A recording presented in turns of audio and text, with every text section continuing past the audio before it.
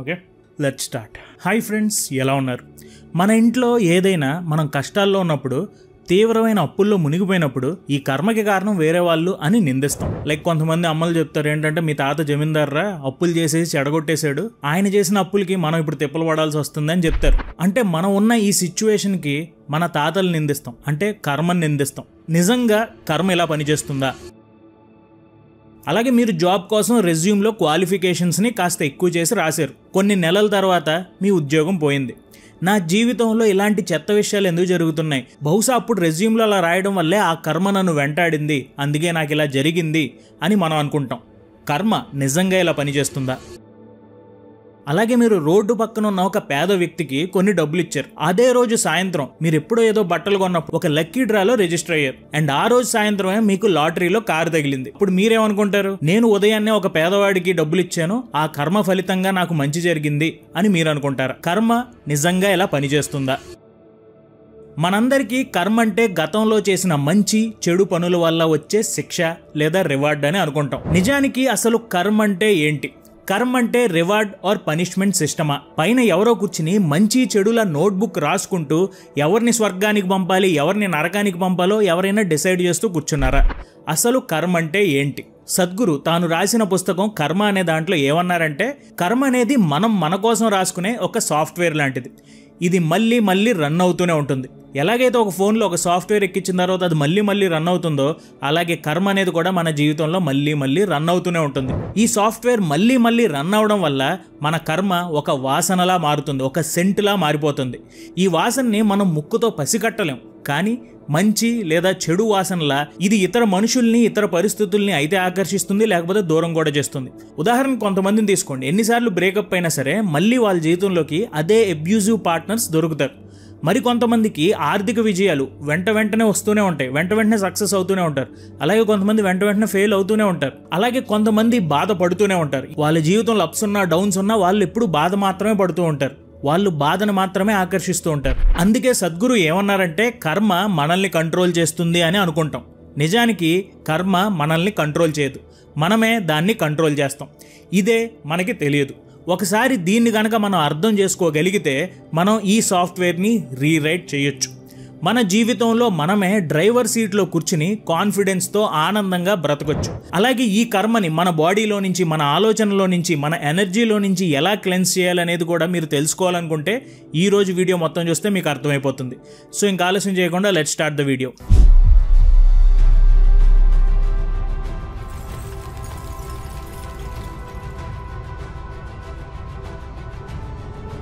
ముందుగా కర్మ is not just action but also the intentions behind the action. ఈ point కొంచెం షార్ప్గా ఉంటుంది, కానీ వినండి మీకే అర్థమవుతుంది. కర్మ అనేది కేవలం చేసే పని మాత్రమే కాదు, ఆ పని వెనుక ఉన్న ఉద్దేశం కూడా. ఒక ఉదాహరణ చూద్దాం. మీరు కొంతమంది ఫ్రెండ్స్తో ఒక రూమ్లో ఉంటున్నారు. అండ్ ఆ రూమ్లోకి మీకు గిట్టని వాడు, మీకు నచ్చని వాడు ఎవడో వచ్చాడు. అతను మిమ్మల్ని బాగా విసిగిస్తున్నాడు, చిరాకు తెప్పిస్తున్నాడు. ఒకరోజు మీరు కిచెన్లో కూరగాయలు కట్ చేస్తున్నారు. అండ్ ఆ రూమ్మేట్, మీకు ఇష్టం లేని రూమ్మేట్ మిమ్మల్ని విసిగించాడు. ఒకేసారి ఆ ఆలోచన లేని కోపంతో మీరు కూరగాయలు కట్ చేస్తున్న కత్తి తీసుకుని అతన్ని పొడి చేశారు. అంటే మీరు చేసిన పనికి మీకు చెడు కర్మ వస్తుందా? ఖచ్చితంగా వస్తుంది. దాంతోపాటు జైలు శిక్ష కూడా వస్తుంది. అలాగే ఇదే సీన్ని ఇంకొక యాంగిల్లో చూద్దాం. మీరు కొన్ని నెలలుగా మీ రూమ్మేట్తో కోపంగా ఉన్నారు. కొట్టాలరా వీడిని, రూమ్లో నుంచి తోసేయాలరా బయటికి అని మీరు అనుకుంటున్నారు. కానీ ఏం చేయకుండా కొన్ని నెలలు దీని గురించి ఆలోచిస్తూ ఉన్నారు. ఒకరోజు ప్లాన్ చేశారు, ఎవరూ లేని టైంలో అతని మీద దాడి చేశారు. ఇది మొదటి సన్నివేశం కంటే కూడా ఎక్కువ నెగిటివ్ కర్మని తెస్తుంది. ఎందుకంటే మీరు నెలల తరబడి కక్ష పగతో ఆలోచించి హింసకు పాల్పడ్డారు. ఇది షాకింగ్ గా మీకు అనిపించవచ్చు. అంటే ఒకేసారి మీరు వైలెన్స్ చేయకుండానే కొంచెం ఆలోచించి చేసిన వైలెన్స్ కి ఇంకా బ్యాడ్ కర్మ వస్తుంది. అలాగే ఈ సిచ్యువేషన్ ని సద్గురు ఇంకొక యాంగిల్లో కూడా చెప్తున్నారు. మీ రూమ్మేట్తో అన్నీ బాగున్నట్టు మీరు నటిస్తూ మనసులో మాత్రం అతన్ని చంపేయాలన్న కక్షతో మీరు ఉన్నారనుకోండి. కత్తి పట్టుకోవట్లేదు, శారీరకంగా అతన్ని మీరు హింసించడం లేదు, కానీ అతన్ని చూసినప్పుడల్లా చంపాలనే అనుకుంటున్నారు. ఇదే అత్యంత నెగిటివ్ కర్మని తెస్తుంది. మనం తరచుగా కర్మని మన కంట్రోల్కి మించిన విషయంగా భావిస్తాం. అది మనకి బాధనో సంతోషాన్నో ఇస్తుంది అని.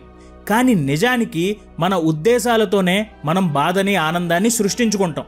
అంటే ఏమీ లేని చోట కూడా మనం ఆలోచించి ఒక ఉద్దేశాన్ని ఏర్పరిచి మన యాక్షన్స్కి కారణం అవుతున్నాం. జంతువుల్లా కాకుండా మనుషులకి ఒక స్థిరమైన స్వభావం లేదు. అంటే ఒక జంతువు ఒకలా నిద్రపోతుంది, ఒకటే తిండి తింటుంది, ఒకే పని చేస్తుంది. కానీ మనిషి రకరకాల పనులు చేస్తాడు, రకరకాల చోట్ల నిద్రపోతాడు, రకరకాల తిండిలు తింటాడు.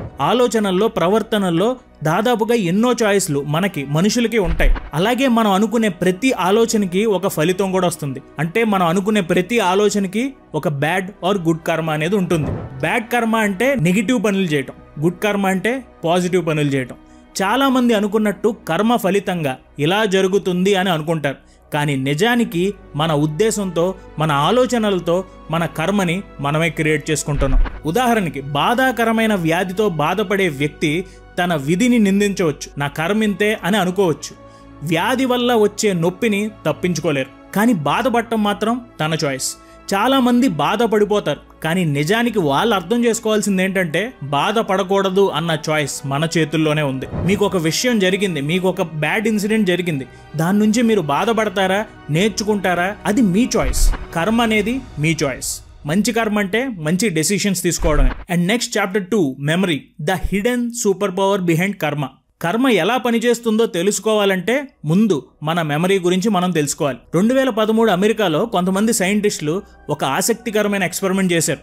వాళ్ళు ఎలుకల పంజరంలోకి చెర్రీ పువ్వుల వాసన వదిలారు. ఆ వాసన వదిలిన వెంటనే ఎలుకలకి తేలికపాటి ఎలక్ట్రిక్ షాక్ ఇచ్చారు.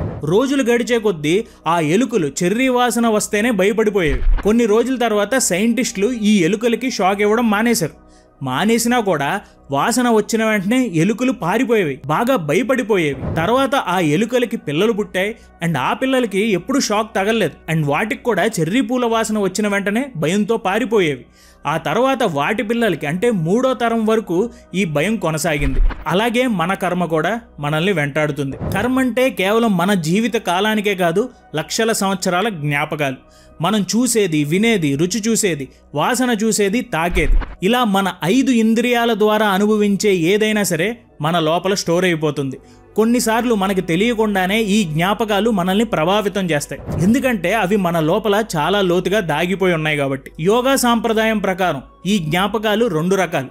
మొదటిది అందరికీ కామన్ గా ఉండే జ్ఞాపకాలు. ఇది మన జీన్స్ నుండి అంటే మన DNA నుండి వస్తాయి. ఎలాంటివంటే ఆకలి, భయం, ఇలాంటి బేసిక్ ఫీలింగ్స్. అలాగే రెండోది మన సొంత జ్ఞాపకాలు. మనం చేసే పనుల నుంచి, మనం వినే మాటల నుంచి, మనం ఆలోచించే ఆలోచనల నుంచి వచ్చేవి.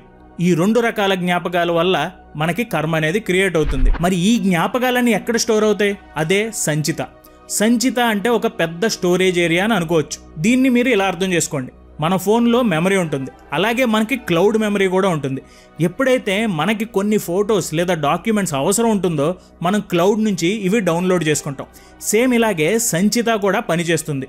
మన పూర్వీకులు స్టోర్ చేసుకున్న మెమరీస్, లైక్ ఈ ఎలుకల ఎక్స్పెరిమెంట్నే మీరు ఒకసారి గుర్తు చేసుకుంటే, పలానా వాసన రాగానే పారిపోవాలి అన్న మెమరీలా మీ పూర్వీకులు కూడా కొన్ని మెమరీస్ స్టోర్ చేసుకుంటారు. సంచిత అనే ఒక మెమరీలో స్టోర్ అవుతాయి. అండ్ మనకు అవసరమైనప్పుడు ఈ సంచిత నుంచి మనకు వస్తాయి. లైక్ సడన్గా ఎవరైనా అరిస్తే మనం కూడా స్ట్రక్ అయిపోతాం, భయపడిపోతాం, పారిపోతాం. ఎందుకో తెలియదు. కొంతమంది అసలు నీటిలో దిగకపోయినా, వాళ్ళ జీవితంలో ఎప్పుడు నీటిలో దిగకపోయినా నీరంటే భయం ఉంటుంది.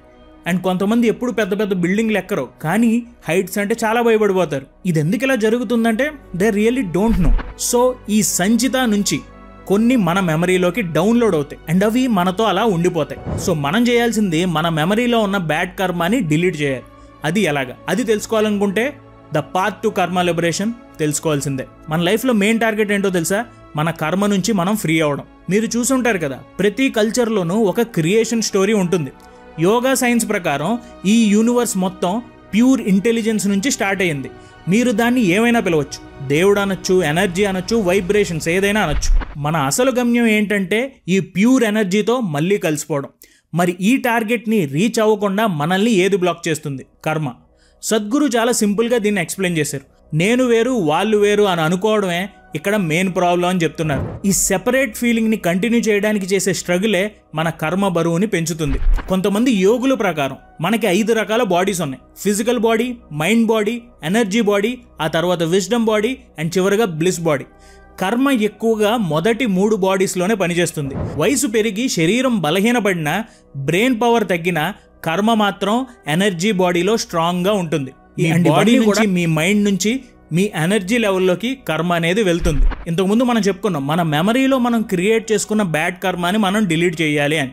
మనం ఫీల్ అయిన ప్రతి ఎమోషన్, మనం చేసిన ప్రతి పని, ప్రతి యాక్షన్ కొత్త కర్మని క్రియేట్ చేస్తుంది. అంటే మనం మన థాట్స్, యాక్షన్స్లో ఇన్వాల్వ్ అయిపోతే ఆ కర్మని ఈ జన్మలో కానీ నెక్స్ట్ జన్మలో కానీ మనం ఫేస్ చేయాల్సిందే. ఇక్కడ ఒక క్లారిటీ ఇవ్వాలి. మెమరీస్ని కర్మతో కంపేర్ చేస్తున్నాం కదా అని అన్ని మెమరీస్ బ్యాడ్ అనుకోకండి. ఫ్యామిలీతో టైం స్పెండ్ చేసిన మెమరీస్, మీరు ఫస్ట్ టైం స్విమ్మింగ్ నేర్చుకున్న మెమరీస్, మీరు ఫస్ట్ టైం బైక్ రైడ్ చేసిన మెమరీస్, ఇవన్నీ మంచివి. కానీ ఈ మెమరీస్లో మనం ఎలాగైతే ఆనందాన్ని వెతుక్కుంటామో వేరే మెమరీస్ని ద్వేషిస్తాం, వేరే మెమరీస్లో బాధను వెతుక్కుంటాం. దాన్ని తిరిగి తిరిగి ఆలోచించుకుని బాధపడుతూ ఉంటాం. అక్కడ అసలు ప్రాబ్లం మొదలవుతుంది. మన టార్గెట్ ఏంటంటే కర్మ నుంచి కాన్షియస్గా దూరం అవ్వడం. కానీ అలాగే సద్గురు ఏం చెప్తారంటే, కర్మ నుంచి దూరం అవ్వమన్నాం కదా అని చెప్పేసి ఏం పని చేయకుండా కూర్చోమని కాదు, జీవితంలో ఎలాంటి ఎంజాయ్మెంట్ లేకుండా ఉండాలని కాదు. మన కర్మని మనమే ట్రాన్స్ఫార్మ్ చేసుకోవాలి.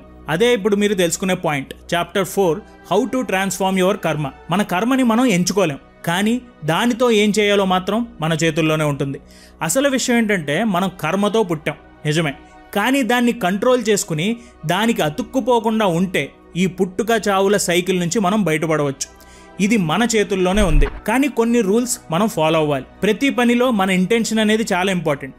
నేను గ్రేట్, నేను చారిటీ చేస్తున్నా అనే షో కోసం దానాలు చేస్తే కర్మ తగ్గదు, ఇంకా పెరుగుతుంది. మనం ఎవరికైనా దానం చేస్తే అది అండర్స్టాండింగ్తో చేయాలి, లేకపోతే పూర్తిగా దేవుడికి సరెండర్ అయిపోయి చేయాలి. అంతేగాని దానం చేస్తున్నాను, నేను గొప్పోడిని, అందుకే దానాలు చేయగలుగుతున్నాను అని అనుకున్నారు అంటే మన కర్మ తగ్గదు, ఇంకా పెరుగుతుంది. మీరు అనుకున్న పుణ్యం కూడా మీకు రాదు. ఇంతకుముందు అనుకున్నట్టు మీరు చేసే ప్రతి పనిలో పూర్తి అండర్స్టాండింగ్తో, పూర్తి సరెండర్ అయిపోయి చేయండి. ఏ పనైనా సరే, జాబ్లో కానీ, మీ పెర్ఫార్మెన్స్లో కానీ, సర్వీస్ చేసేటప్పుడు ఏదైనా సరే పూర్తి ఫోకస్తో చేయండి. అప్పుడు మీరు చేసే పనిలో మీరు జాయ్ వెతుక్కుంటారు, ప్రేమను చూస్తారు. మీరు చేసే పనిలో ప్రేమ, ఆప్యాయత, జాయ్ఫుల్నెస్ ఉంటే అది దేవుడికి మీరు సమర్పించుకునే ఆఫరింగ్స్లా మారిపోతాయి. ఇలా చేస్తే మీరు హ్యాపీనెస్ని వెతకాల్సిన అవసరం లేదు. మీ లైఫ్ ఒక హ్యాపీ ఎక్స్ప్రెస్లా సాగిపోతుంది. అలాగే ఈ పుస్తకంలో చెప్పిన ఒక ఇంపార్టెంట్ పాయింట్తో ఈ వీడియోని ముగిస్తాను. అదే చాప్టర్ 5, హౌ టు క్లెన్స్ కర్మ from your body. Physical, mental, energy, ఈ 3 లెవెల్స్లో మన కర్మని మనం క్లీన్ చేసుకోవాలి. ఇది ఎలాగో సింపుల్గా చెప్తాను. సద్గురు ఏమంటారంటే, మనం మన కర్మతో ఎలా డీల్ చేస్తామో దాన్ని బట్టి మన నెక్స్ట్ జన్మ ఎలా ఉంటుందో డిసైడ్ అవుతుంది అని. అందుకే మన కర్మని మనం ఈ జన్మలోనే క్లీన్ చేసుకోవాలి. అప్పుడే మన నెక్స్ట్ జన్మలో మంచి కర్మతో పడతాం. అండ్ ఈ కర్మను మనం క్లీన్ చేసుకోవాలంటే 3 లెవెల్స్ ఉన్నాయి. Physical level, mind level and energy level. Physical లెవెల్లో ప్రతి టచ్ కొత్త కర్మని క్రియేట్ చేస్తుంది. ఒక సింపుల్ హ్యాండ్ షేక్ కూడా కర్మని సృష్టించగలదు. అండ్ ఈ ఫిజికల్ లెవెల్లో కర్మ ఎలా ఉంటుందో తెలుసా?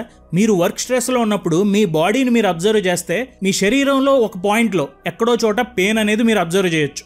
ఏదో ఒక చోట ఈ నెగిటివ్ ఎనర్జీ అనేది డిపాజిట్ అవుతూ ఉంటుంది. అప్పుడు మీరు కనుక కొంచెం స్ట్రెచ్ చేస్తే, బాడీని స్ట్రెచ్ చేస్తే స్లోగా రిలీఫ్ వస్తుంది. సేమ్ ఇలాగే మన బాడీలో కర్మని క్లెన్స్ చేయాలి అంటే యోగా, ఎక్సర్సైజ్, స్ట్రెచ్చింగ్ లాంటివి చేయాలి.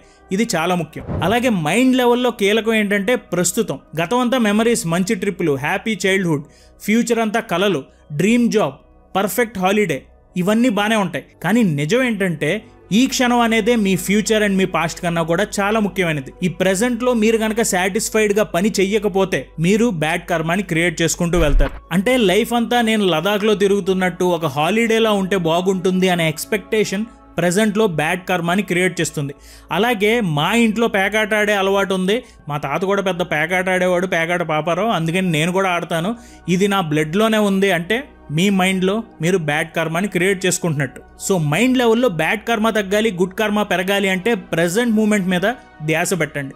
మిమ్మల్ని మీరు కొన్ని గుడ్ లేదా బ్యాడ్ మెమరీస్కి లిమిట్ చేసుకుని స్ట్రక్ అయిపోకుండా ప్రెజెంట్లో మీ పని మీరు చేసుకుంటూ ఎలాంటి ఎక్స్పెక్టేషన్స్ లేకుండా పని చేసుకుంటూ ముందుకు వెళ్ళిపోండి. అండ్ దానికి మీకు ఉపయోగపడేది మెడిటేషన్. అండ్ ఈ 2 లెవెల్స్ దాటిన తర్వాత మీకుండే 3వ లెవెల్ ఎనర్జీ లెవెల్. ఈ ఎనర్జీ లెవెల్ అనేది చాలా ఇంట్రెస్టింగ్. ఈ పుస్తకంలో సద్గురు ఒక స్టోరీ చెప్పారు. ఆయన ఏంటంటే, ఒక జైన్ మాంక్స్ నివసించిన ఒక ప్లేస్కి సద్గురు వెళ్ళారు. అక్కడ ఒక రాతి బెంచ్ మీద కూర్చున్నప్పుడు వెంటనే ఒక గొప్ప ఎనర్జీ వేవ్స్ సద్గురు ఫీల్ అయ్యారు. ఈ జైన్ మాంక్ ఎప్పుడో చనిపోయారు, కానీ ఆయన ఎనర్జీని ఇప్పుడు సద్గురు కూడా ఫీల్ అయ్యారు. అందుకే సద్గురు ఏమంటారంటే, ఫిజికల్, మెంటల్ బాడీలు చనిపోతాయి, కానీ ఎనర్జీ బాడీ కంటిన్యూ అవుతుంది. సింపుల్గా చెప్పాలంటే మన కర్మ అంతా ఎనర్జీ బాడీలో స్టోర్ అయిపోతుంది. అంటే మనం చనిపోయిన తర్వాత కూడా మన బాడీలోని కర్మ, మన మైండ్లోని కర్మ అంతా కూడా ఎనర్జీ లెవెల్లోకి వెళ్ళిపోతుంది. మనకు తెలుసు energy cannot be created not can be destroyed. ఈ ఎనర్జీ అనేది ట్రాన్స్ఫార్మ్ అవుతూనే వెళ్తుంది. అందుకే మనం బ్రతికున్నప్పుడే మన కర్మని మనం క్లీన్ చేసుకోవాలి. లేకపోతే శరీరం పోయాక మనం ఫిజికల్ ఫామ్ లేని ఎనర్జీ బాడీగా, అంటే ఒక దయ్యంలాగా, ఒక నెగిటివ్ ఎనర్జీ లాగా మిగిలిపోతాం. అప్పుడు కర్మని క్లీన్ చేయడం చాలా కష్టం. సో మీ కర్మని ఈ జన్మలో మీ బాడీ నుంచి ఎంత తగ్గించగలిగితే అంత తగ్గించండి. అప్పుడే మీకు అంత హ్యాపీనెస్. సో ఈ వీడియో చివరికి వచ్చేసింది. ఒకసారి రివైజ్ చేసుకుని ఈ వీడియోని ముగించేద్దాం. కర్మ is not just action but also the intentions behind actions. కర్మ అంటే కేవలం మనం చేసే పని మాత్రమే కాదు, దాని వెనుక ఉన్న ఉద్దేశం కూడా మన కర్మే. సో మర్చిపోకండి. Memory, the hidden super power behind కర్మ. తరతరాలుగా మన తాతల నాటి భయాలు, ఇష్టాలు, ద్వేషాలు అన్నీ కూడా కర్మ రూపంలో మనకి వస్తాయి. ద పాత్ టు కర్మ లిబరేషన్, యువర్ అల్టిమేట్ గోల్. అలా వచ్చిన కర్మల్ని మనం క్లీన్ చేసుకోవడమే మన main duty. How to transform your కర్మ. మనం చేసే పనిని పూర్తిగా అర్థం చేసుకుని చేయాలి, లేకపోతే సరెండర్ అయిపోయి చేయాలి. అంతేగాని మధ్యలో ఉంటే బ్యాడ్ కర్మ పెరిగిపోతుంది. హౌ టు క్లెన్స్ కర్మ ఫ్రమ్ యువర్ బాడీ. మన ఫిజికల్, మెంటల్ అండ్ ఎనర్జీ లెవెల్స్లో కర్మని క్లీన్ చేసుకోవాలి. ఎక్సర్సైజ్, మెడిటేషన్ ఇవన్నీ మన కర్మ క్లిన్జింగ్కి ఉపయోగపడతాయి. సో మీకు ఈ పుస్తకం ఎలా అనిపించింది? ఈ పుస్తకంలో ఏ పాయింట్ మీకు బాగా నచ్చింది అనేది నాకు కింద కామెంట్స్లో తెలియజేయండి. Thank you so much for watching our videos. జై హింద్.